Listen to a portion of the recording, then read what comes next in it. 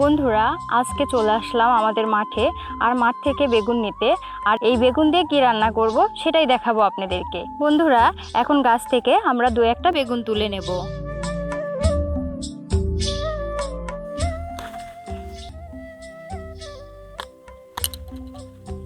বন্ধুরা, আমরা 4টা বেগুন তুলে নিয়েছি আর এগুলো বাসায় নিয়ে যেয়ে বিভিন্ন আইটেম রান্না করে আপনাদেরকে দেখাবো। তো বন্ধুরা, বেগুনগুলোর মুখগুলো আমরা কেটে নিছি।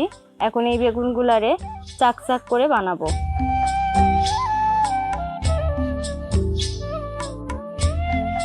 বেসনটাকে এমনভাবে মাখাবো যাতে এটা বেশি পাতলা না হয়ে যায়। একটা কড়াইতে সাদা তেল দিয়ে তেলটা ভালোভাবে গরম করে নিব। এবার তেলটা ভালোভাবে গরম হয়ে গেছে। আগে থেকে বেসনে মাখানো বেগুনগুলো একে একে তেলের ভিতরে ছেড়ে দিব।